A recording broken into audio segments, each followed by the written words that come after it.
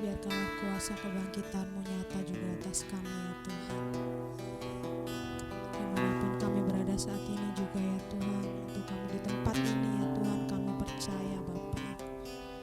Kami datang ya Tuhan bukan karena sebuah rutinitas ya Tuhan. Kami beribadah di hari Minggu ya Tuhan.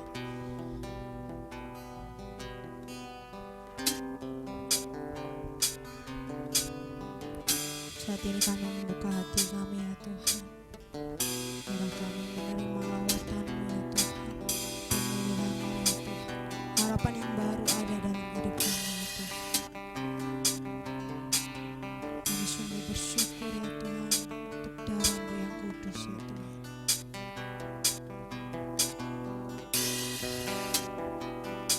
Saat ini biarkanlah kami masuk ke ruang Roh Kudus ya Tuhan.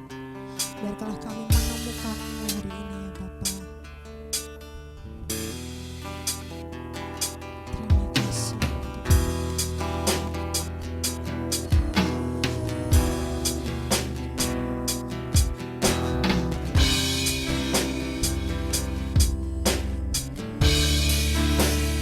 Masuk Tuhan Maha Ku.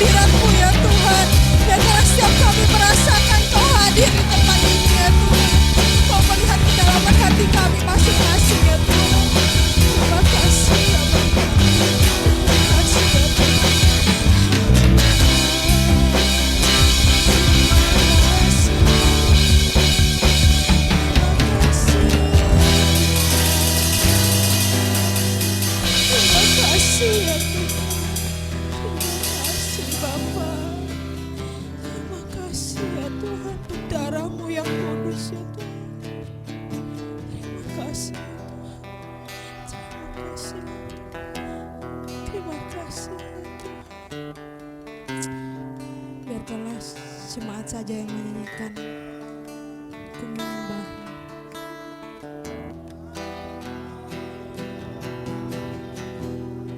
Biarkanlah jemaat saja yang Ku menyembah. Kami sembah Kau ya Tuhan. Ku sembahmu.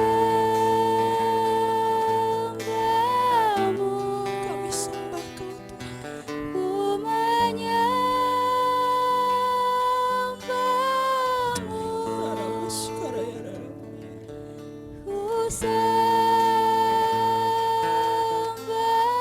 Ku menyembahmu ya Tuhan. Ku menyembahmu.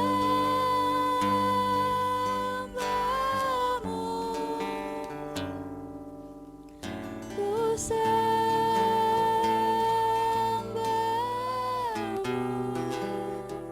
Menyembah. Ku menyembahmu.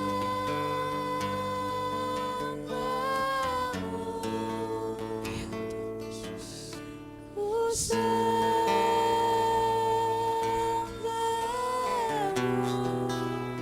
sebab namamu kudus,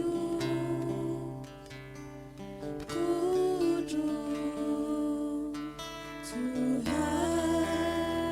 Sebab namamu kudus Tuhan. Sebab namamu kudus, kudus Tuhan. Sekali lagi, sebab namamu kudus Tuhan. Sebab namamu kudus, kudus Tuhan.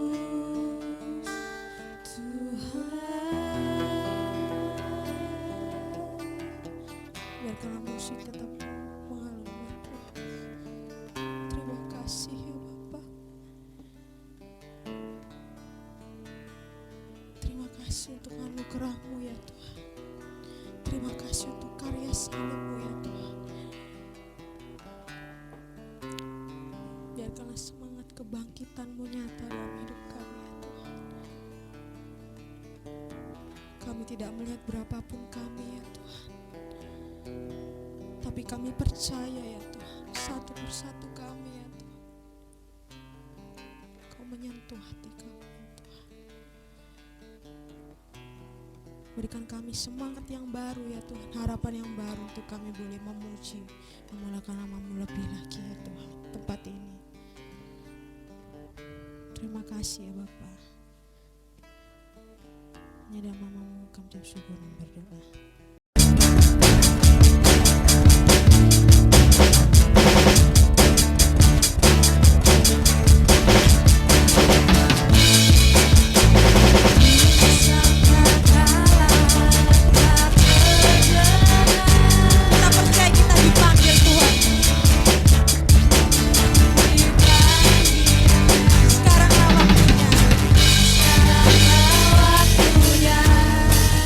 Tuhan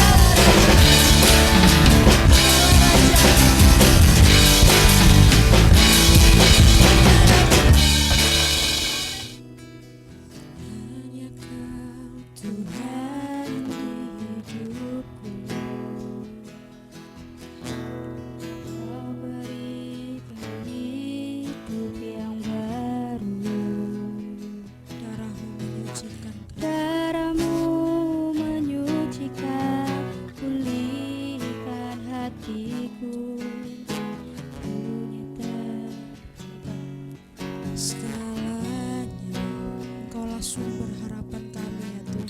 Engkaulah sumber pengharapan.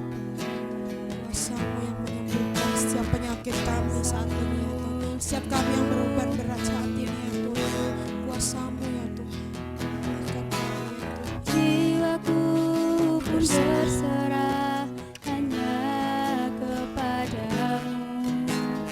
Yesus, Kaulah segalanya. Karena salib, Karena salib-Mu ku hidup. karena salib-Mu kami menang ya Karena Tuhan. salib-Mu ku menang. Engkau yang berkuasa, sanggup untuk melakukan mujizat-Mu Di hidupku. Amin.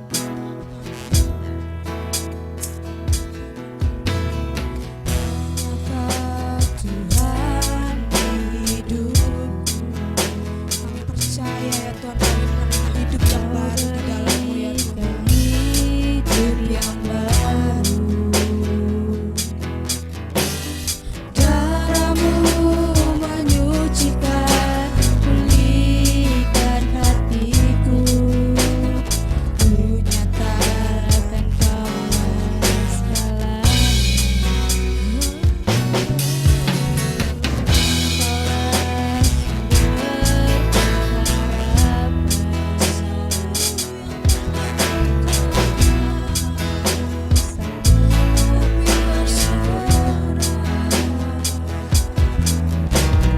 Jiwaku pun berserah hanya kepadamu.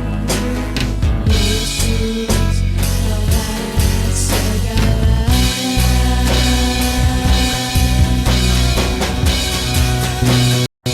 Karena salib-Mu ku hidup.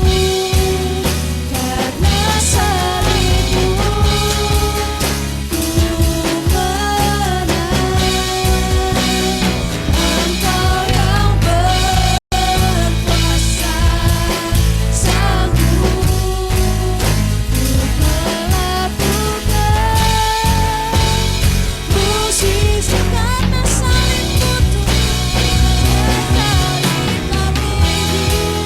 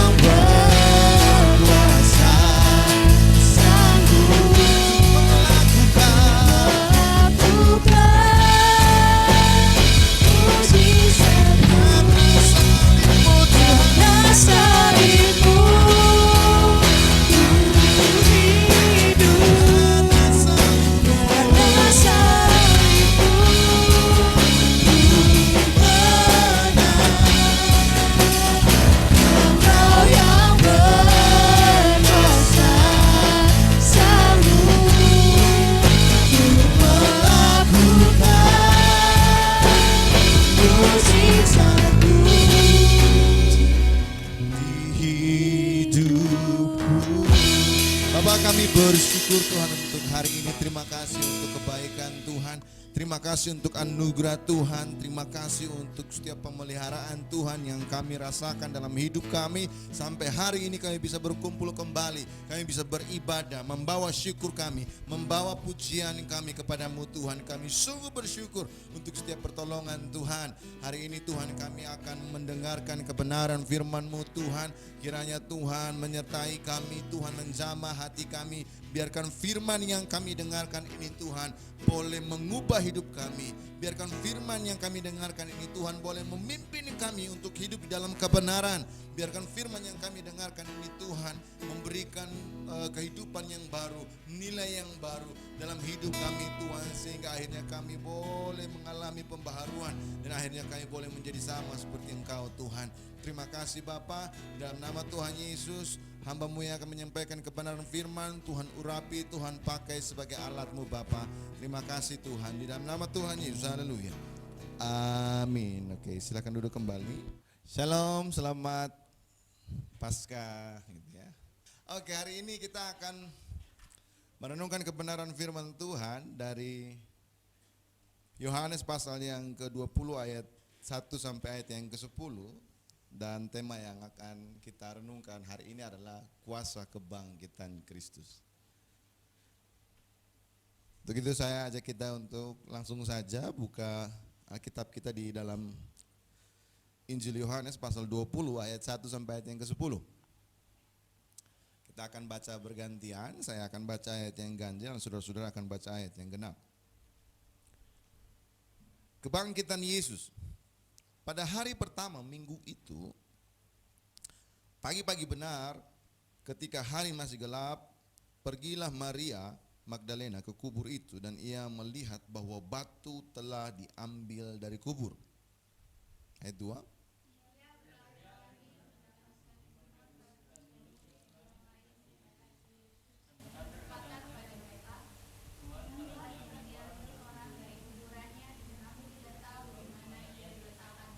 Maka berangkatlah Petrus dan murid-murid yang lain itu ke kubur.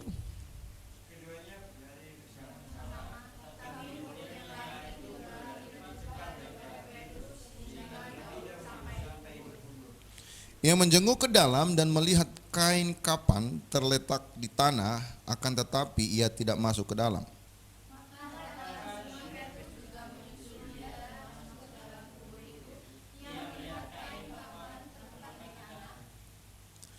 Sedang kain peluh yang tadinya ada di kepala Yesus tidak terletak dekat kain kapan itu, tetapi agak di samping di tempat yang lain dan sudah tergulung.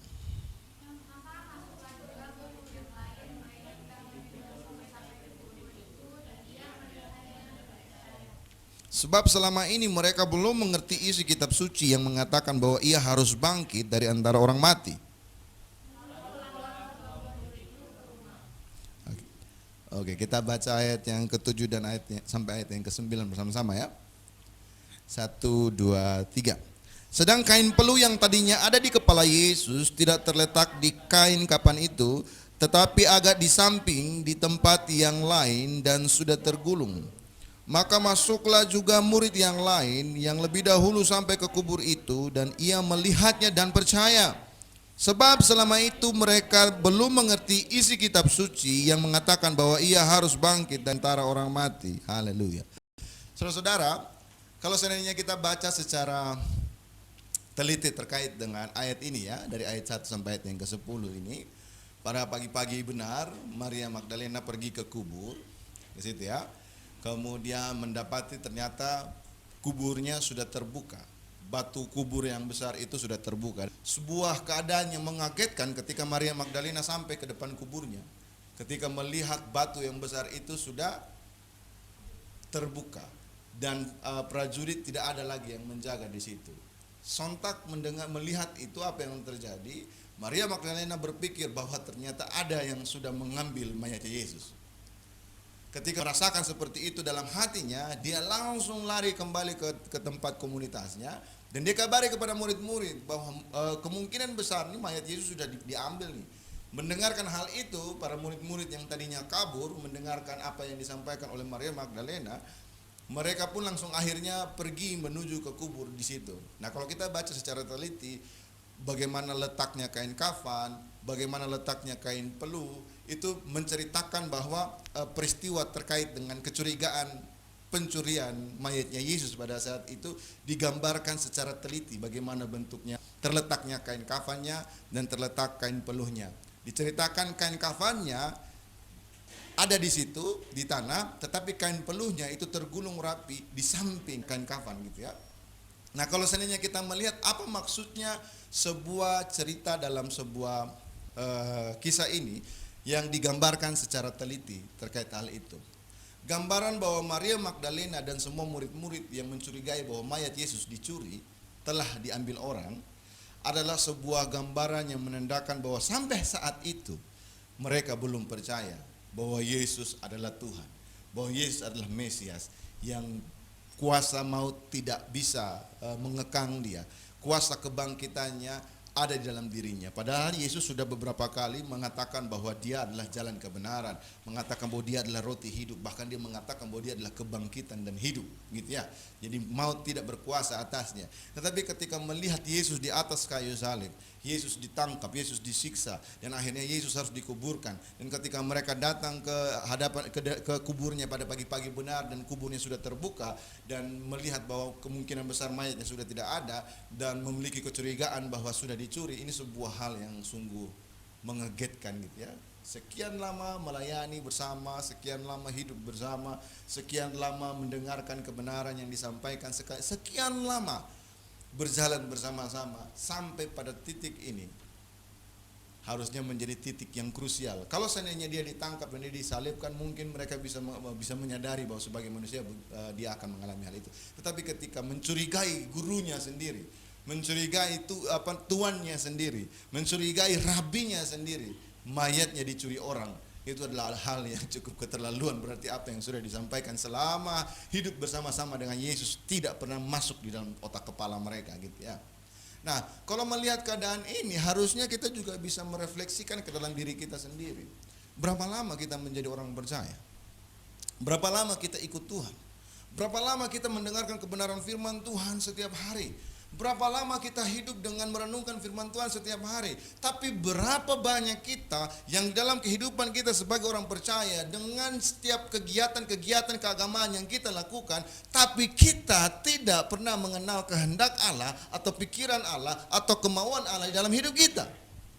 Kita sama seperti para murid-murid ini. Sehingga ketika melihat fenomena yang terjadi di pagi benar itu, mereka masih saja bingung, masih saja ketakutan, masih saja berpikir bahwa mayat Yesus sudah diambil orang. Sungguh ironi bukan? Dari lahir kecil sampai besar menjadi orang Kristen, aktif di gereja, aktif pelayanan, tapi tidak pernah mengerti apa yang menjadi kehendak Tuhan. Maka kita tidak jauh beda dengan para murid-murid ini. Kita mengaku bahwa kita mencintai Tuhan, kita mengaku bahwa kita mengasihi Tuhan, tapi kita tidak pernah mengerti apa yang menjadi kehendak Tuhan di dalam kehidupan kita. Saudaraku, mari sama-sama kita belajar untuk kita mengasihi Tuhan dan mengerti apa yang menjadi kehendak Tuhan dalam hidup kita. Saudara bayangkan kalau seandainya kita memiliki hubungan suami istri gitu ya. Cinta sih cinta, sayang sih sayang, tapi nggak pernah nyambung. Kalau ngobrol itu gimana tuh? Nggak asik hubungannya. Susah hubungannya akan berjalan baik gitu. Kenapa? Karena nggak nyambung yang diomongin. Suaminya ngomong maksudnya ini, istrinya nggak pernah nyambung apa yang disampaikan oleh suaminya. Begitu juga sebaliknya gitu ya. Apa yang jadinya? Maka akan hubungan itu menjadi hubungan yang tidak sehat. Nah, kita sebagai orang percaya jangan memiliki sikap yang sama seperti apa yang dialami oleh murid-muridnya. Nah, kalau kita mau melihat kondisi gambaran sikap yang dialami oleh murid-murid tadi, sebenarnya hal itu sudah ditunjukkan sebelumnya. Jadi kalau kita mau melihat sebenarnya apa sih yang dimiliki oleh para murid-murid sebelum kebangkitan Kristus, pemikiran seperti apa sih yang mereka pahami tentang Yesus sebelum mereka mengalami kuasa kebangkitan ini. Nah, kalau seandainya kita baca di dalam Matius pasal 20 ayat 21 sampai ayat 22, maka kita menemukan sebuah kebenaran yang cukup menakjubkan. Dan saya kira mungkin kita juga memiliki motivasi yang sama dengan murid-murid sama seperti ini. Kalau kita baca dalam Matius pasal 20 ayat 21 sampai ayat 22, maka kita menemukan firman Tuhan berbunyi demikian. Maka datanglah ibu anak-anak Zabdeus serta anak-anaknya itu kepada Yesus, lalu sujud di hadapannya untuk meminta sesuatu kepadanya. Perhatikan apa yang dia minta ya. Kata Yesus, apa yang kau kehendaki? Jawabnya, berilah perintah supaya kedua anakku ini boleh duduk kelak di dalam kerajaanmu, yang seorang di sebelah kananmu dan yang seorang lagi di sebelah kirimu. Tetapi Yesus menjawab katanya, kamu tidak tahu apa yang kamu minta. Dapatkah kamu meminum cawan yang harus kuminum? Perhatikan jawab mereka. Dapat. Ini kurang ajar. Kau mengikuti Yesus, kau meminta sesuatu yang bukan menjadi hakmu, dan ketika Tuhan menantang dengan tegas, dapatkah kau meminum cawan yang bukan cawanmu? Mereka berkata, dapat. Ini udah gak tahu malu lagi nih. Kurang ajar ini. Banyak kita juga demikian. Kita percaya pada kuasa kebangkitan Kristus dan mujizat dari keselamatan yang kita terima. Tapi berapa banyak yang kita mengikuti Yesus seolah-olah kurang cukup keselamatan itu. Harus ada embel-embel yang lain. Dan kalau seandainya nggak mendapatkan itu, kita pun langsung mengata-ngatai Tuhan gitu ya. Mencibir Tuhan. Tuhan tidak adil, Tuhan tidak baik. Kenapa saya harus mengalami penderitaan seperti ini, seperti itu? Dan kita menjadi orang-orang yang akhirnya menyalahkan Tuhan dalam kehidupan kita. Inilah konsep pemikiran murid-murid. Mereka datang mengikuti Kristus, mereka memiliki tujuan yang lain. Mereka memikirkan kekuasaan, mereka memikirkan jabatan, mereka memikirkan kejayaan berdasarkan kerajaan duniawi. Karena Yesus datang sebagai Mesias, mereka beranggapan bahwa nanti Yesus akan mendirikan kerajaannya pada saat itu, mengalahkan Roma dan seterusnya. Dan ketika Yesus menjadi raja, maka mereka bisa meminta untuk mendapatkan posisi yang nomor 2 gitu ya. Saudara, berapa banyak kita yang datang melayani Tuhan dengan motivasi hati yang sama seperti murid-murid ini? Artinya dalam tanda petik ya, rasul yang besar gitu ya, rasul yang jalan kemudian bayangannya kena orang sakit itu sembuh gitu ya. Rasul yang sekali berkhotbah 3.000 orang bertobat gitu ya. Pernah memiliki sikap yang demikian. Artinya ketika kita mengalami seperti itu, kita harus sadar bahwa rasul pun juga seperti itu. Tetapi harus ada titik balik. Harus ada titik di mana kita berubah, mengalami pertobatan dari sikap yang demikian.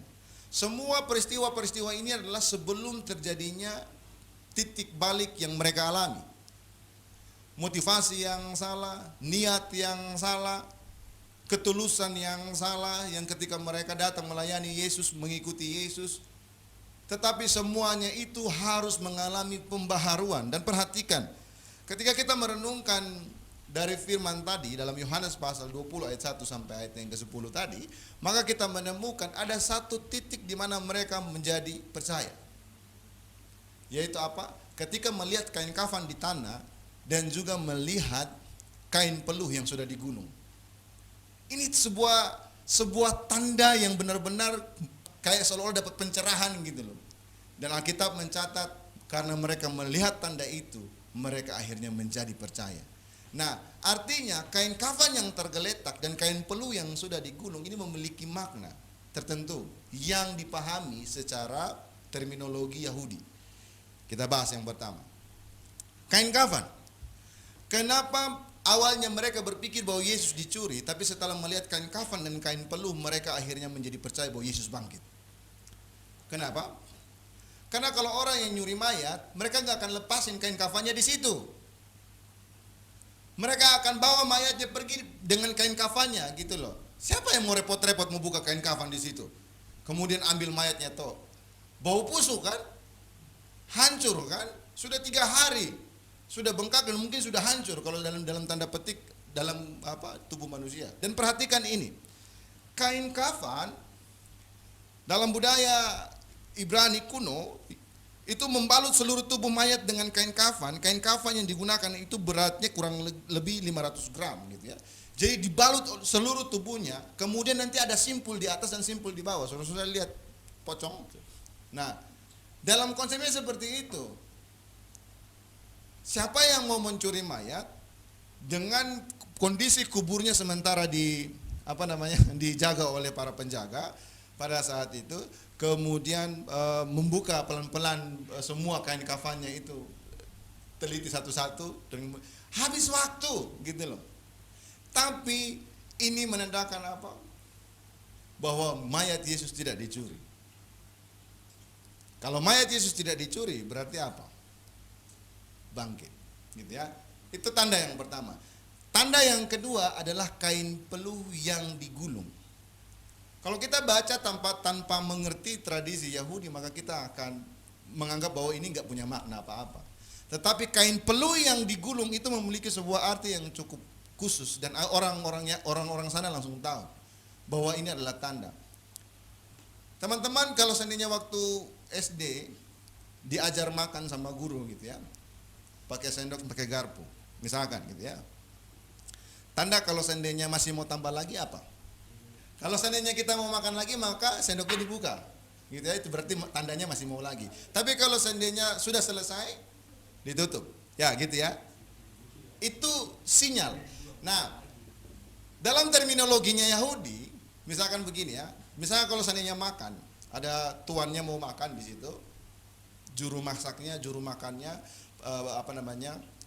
para pembantunya, pelayannya di situ akan melihat sendok garpu dengan juga ada kain lap di situ. Kain peluh itu kain lap di situ.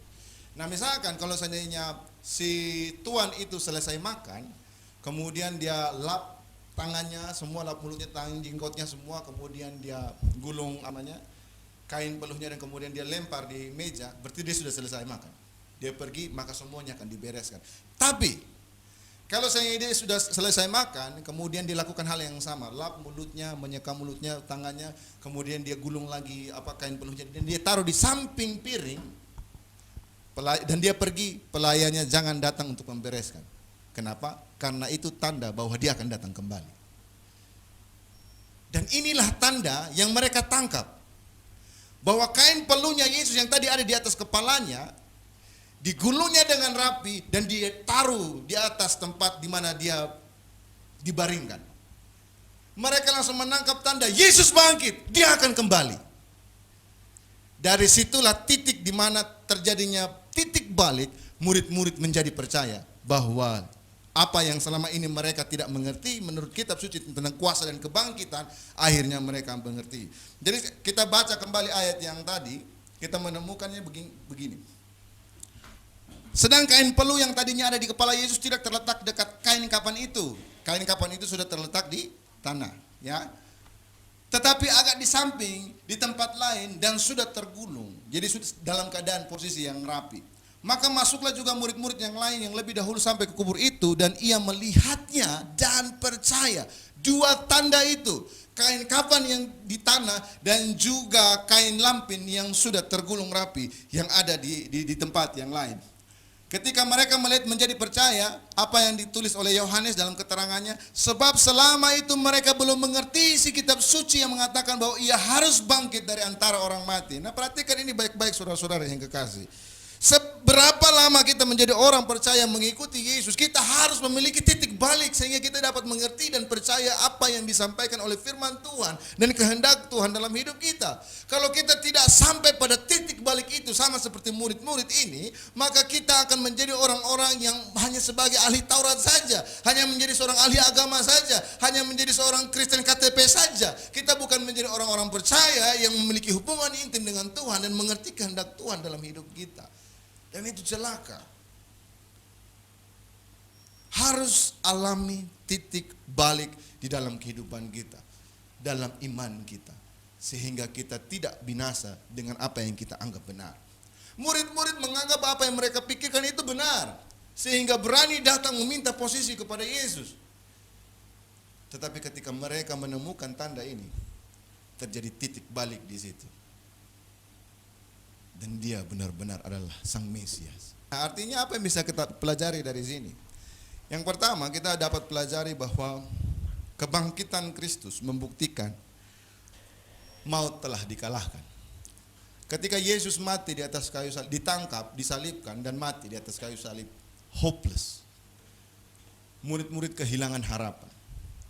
Mereka yang beranggapan bahwa nanti Yesus akan datang menjadi penyelamat bagi mereka, tapi mati di atas kayu salib.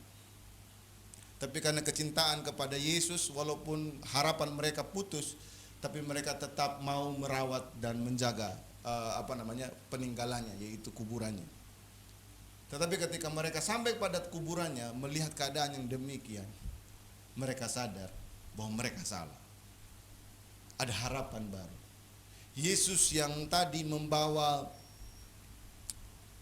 pesan mesianik, tugas mesianik sebagai juru selamat di dalam kehidupan sebagai manusia, ternyata bukan itu yang dimaksudkan, yaitu untuk keselamatan seluruh dunia, penebusan akan dosa terhadap seluruh dunia, terkait dengan kerajaan Allah yang akan datang ke dalam dunia.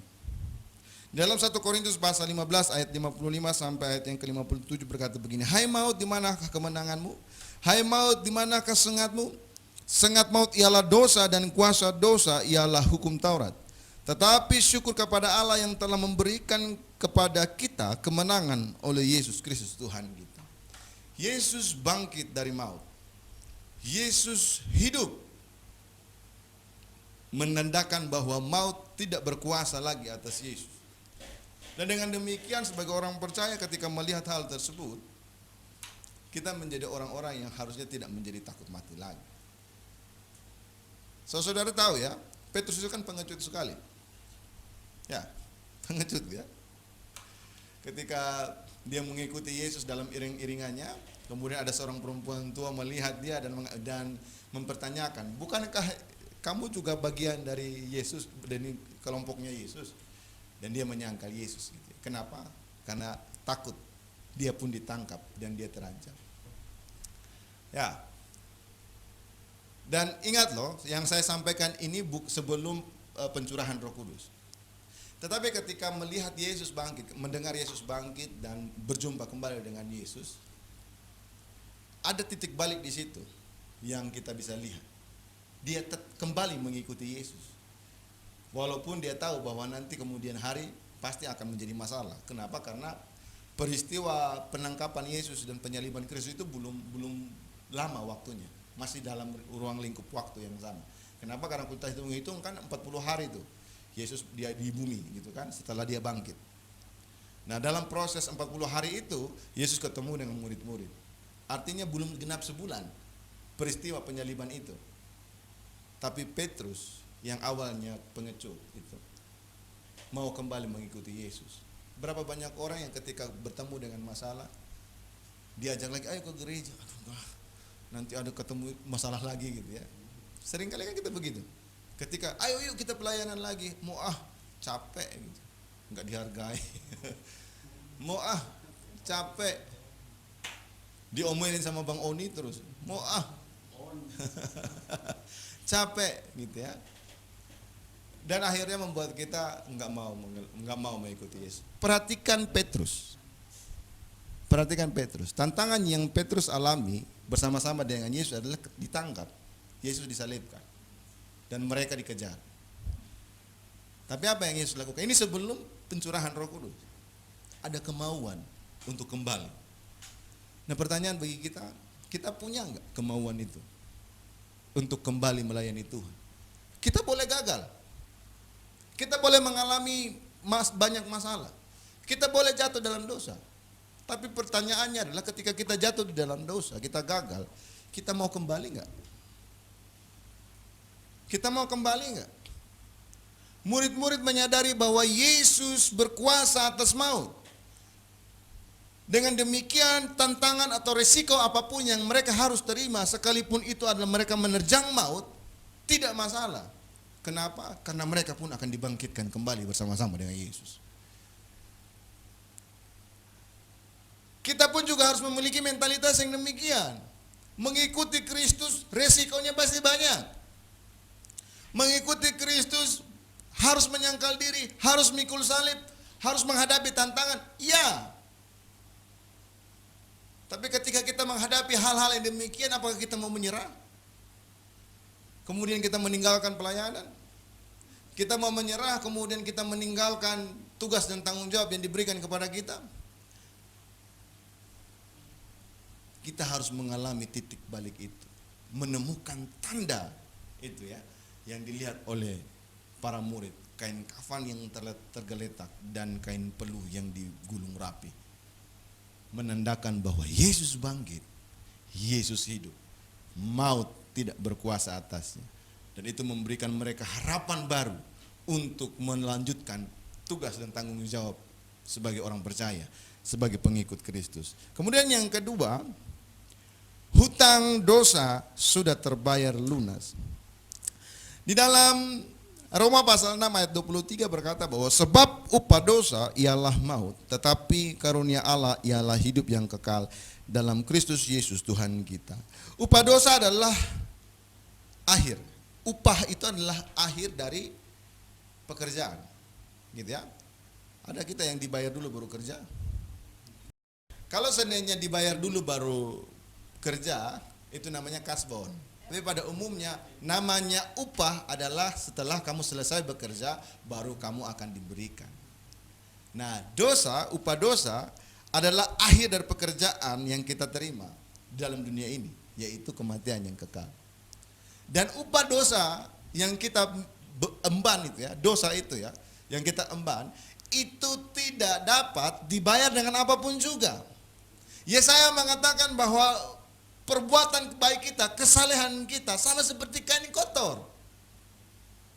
Tidak ada hal apapun yang dapat kita lakukan untuk bisa menebus dosa kita. Tidak bisa. Manusia yang berdosa tidak dapat menyucikan dirinya. Sebab apa? Karena dirinya berdosa. Apapun yang dia lakukan pasti akan lahir dari dosa. Dan tidak mungkin dapat memulihkan hidupnya. Untuk itu perlu dari luar yang datang membersihkan dia, menyucikan dia, menebus dia dari dosa tersebut. Dan Yesus datang untuk memulihkan. Dan perhatikan ini, upah dosa ialah maut, tetapi karunia Allah adalah hidup yang kekal.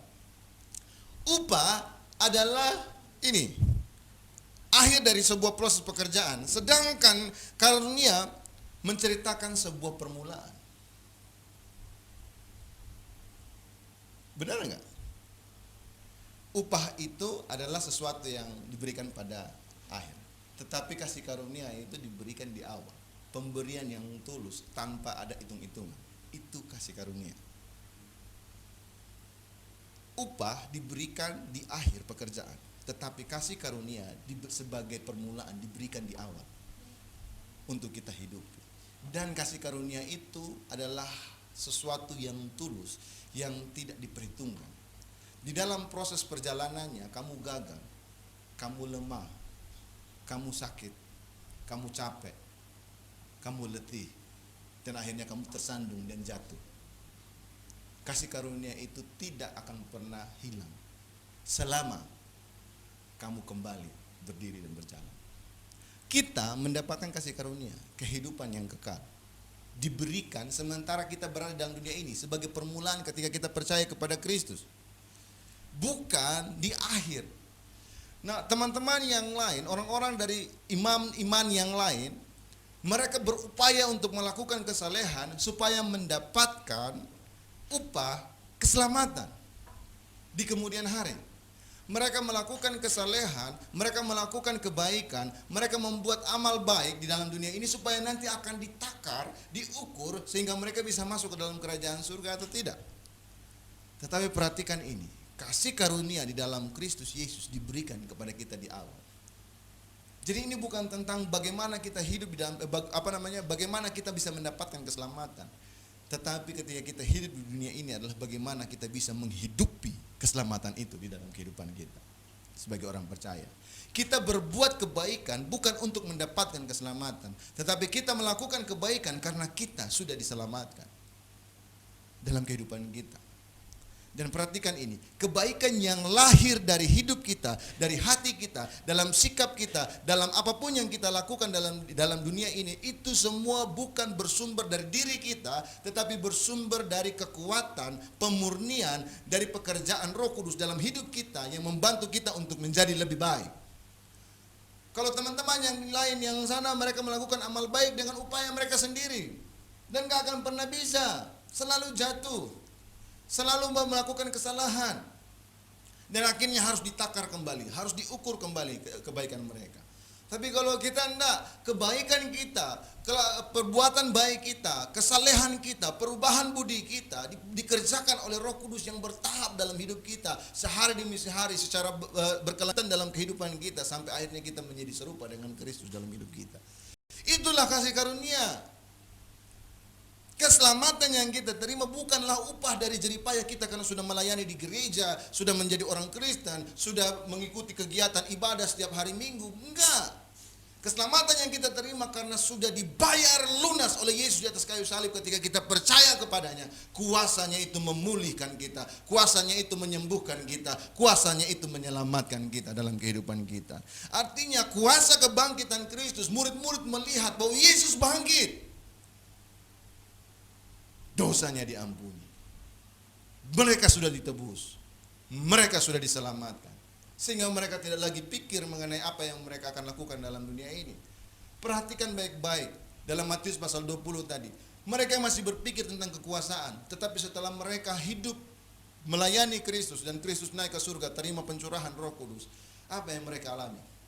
Kedudukan yang mereka harapkan, kejayaan yang mereka harapkan?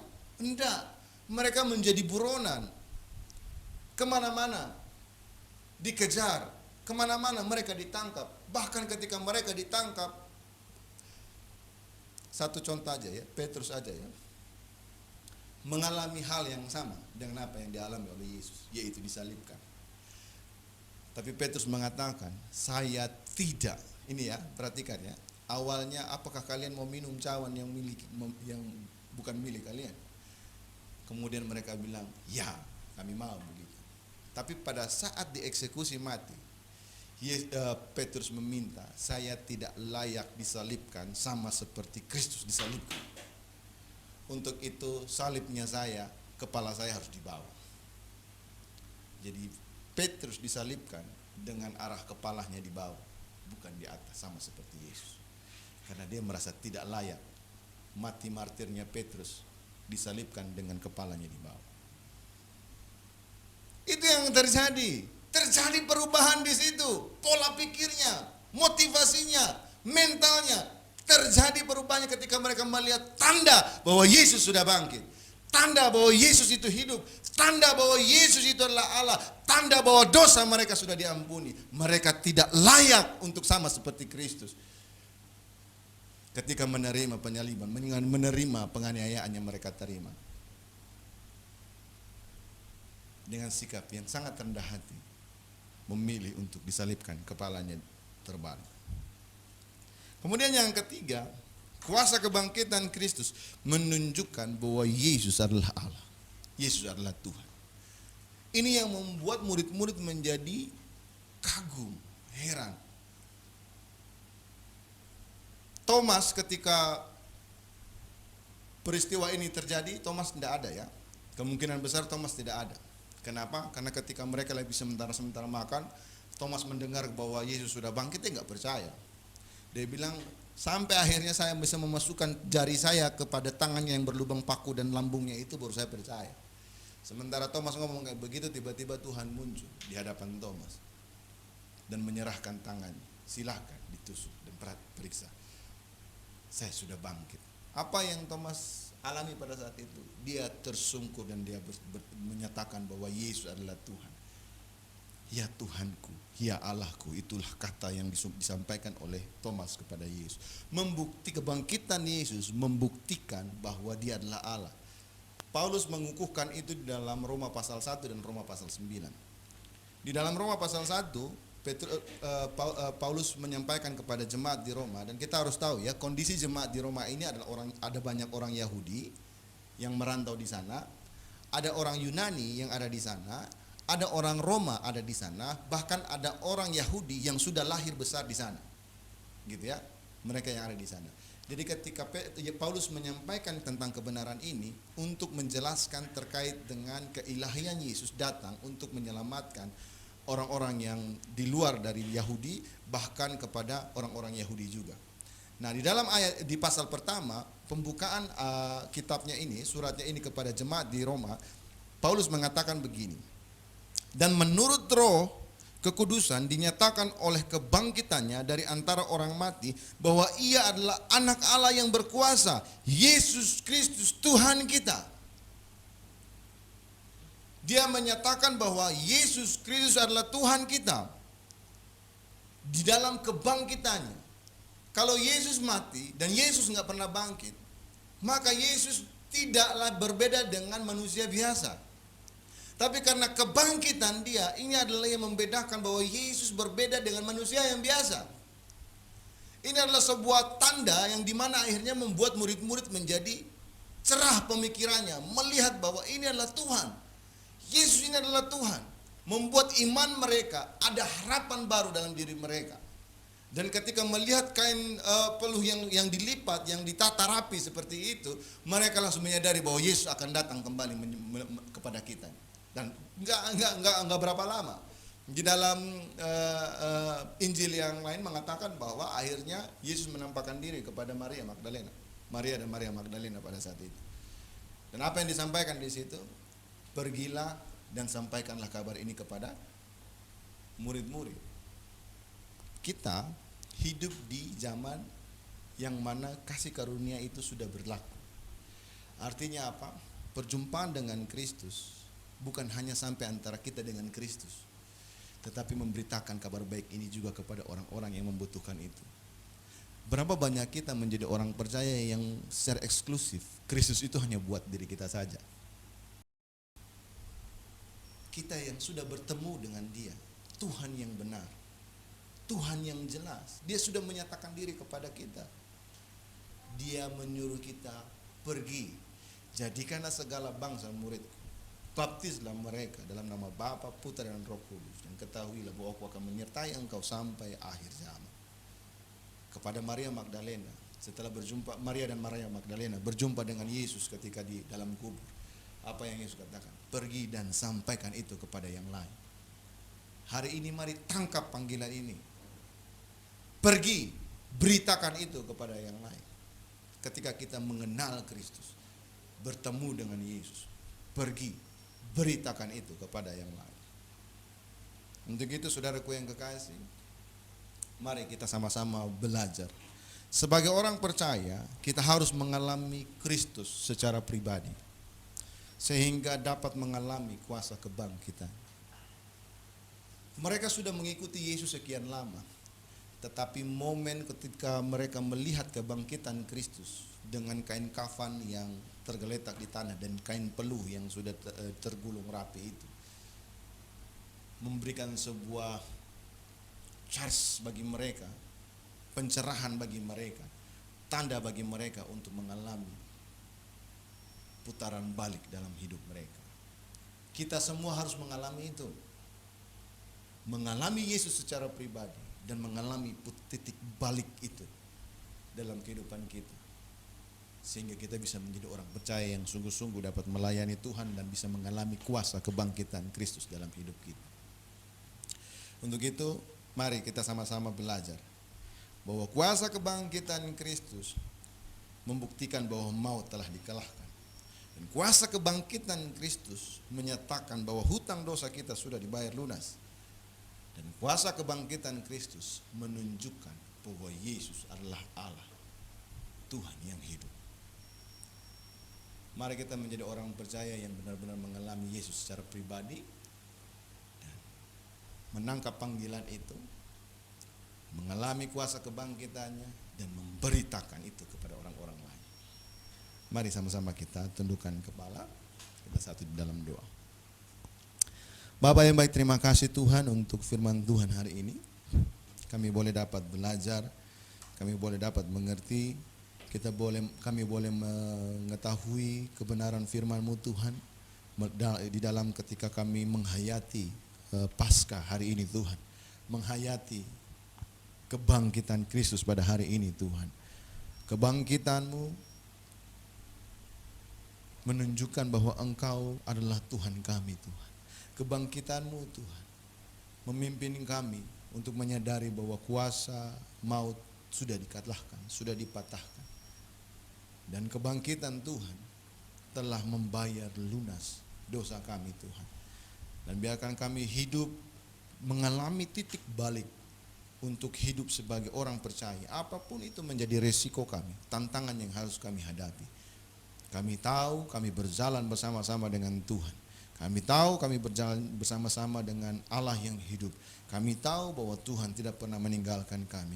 Dan kami akan melangkah dengan iman kami, melakukan perkara-perkara yang ajaib bersama-sama dengan Engkau Tuhan. Untuk menyatakan kasih karunia-Mu Tuhan kepada orang-orang yang belum mengenal Tuhan dalam kehidupan mereka Tuhan. Terima kasih Bapak, di dalam nama Tuhan Yesus, haleluya. Amin.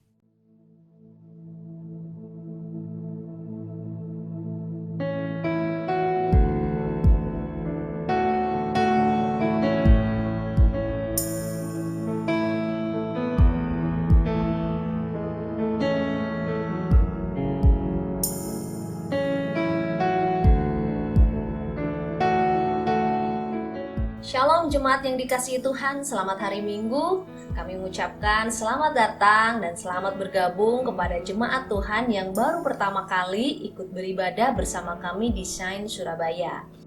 Nah, kita akan mendengarkan warta sepekan karena berhubung masih harus mengikuti protokol kesehatan sehingga beberapa kegiatan harus kita batasi. Yang pertama, untuk persekutuan doa tetap akan dilakukan pada hari Sabtu jam 7 malam di Shine Center. Kemudian untuk minggu depan kami tetap mengundang jemaat Tuhan untuk beribadah bersama dengan kami. Nah, jika jemaat Tuhan ingin beribadah secara langsung dapat mengikuti ibadah yang pertama di Shine Center pada pukul 10 pagi. Tetapi jika jemaat Tuhan memiliki halangan atau tidak dapat beribadah secara langsung, tetap kami mengundang jemaat untuk beribadah secara online melalui kanal YouTube Shine Surabaya. Lalu untuk persembahan, jemaat dapat mentransfernya ke rekening gereja yang tertera di layar. Ya, mari tetap semangat, tetap optimis, dan selalu mengikuti protokol kesehatan dengan menjaga jarak, menggunakan masker, dan secara rutin mencuci tangan. Ya, mari kita terus bertumbuh di dalam kasih Tuhan dan menjadi gereja yang mencintai Tuhan dan kasih sesama. Mari jemaat Tuhan angkat kedua tangan dan terimalah berkat dari Tuhan. Tuhan memberkati engkau dan melindungi engkau. Tuhan menyinari engkau dengan wajahnya dan memberi engkau kasih karunia. Tuhan menghadapkan wajahnya kepadamu dan memberi engkau damai sejahtera. Dan ketahuilah bahwa berkat dari Allah Bapa, kasih karunia dalam Kristus Yesus dan persekutuan yang intim, yang indah bersama-sama dengan Roh Kudus akan menyertai kita semua dari hari ini sampai kedatangan Tuhan Yesus kedua kali, menjemput kita semua sebagai mempelainya di awan-awan nanti. Kami klaim berkat ini hanya di dalam nama Bapa, Putra, dan Roh Kudus. Di dalam nama Tuhan Yesus kami akan menutup ibadah kami dengan doa yang telah Tuhan ajarkan kepada kami. Bapa kami yang di surga, dikuduskanlah namamu, datanglah kerajaanmu, jadilah kehendak-Mu di bumi seperti di surga. Berikanlah kami pada hari ini makanan kami yang secukupnya, dan ampunilah kami akan kesalahan kami seperti kami juga mengampuni orang yang bersalah kepada kami. Dan janganlah bawa kami ke dalam pencobaan, tetapi lepaskanlah kami daripada yang jahat, karena Engkau yang punya kerajaan, kuasa, dan kemuliaan sampai selama-lamanya. Amin. Oke, silakan duduk kembali. Silakan ambil saat teduh di hadapan Tuhan. Selamat Paskah, selamat hari Minggu, Tuhan Yesus memberkati.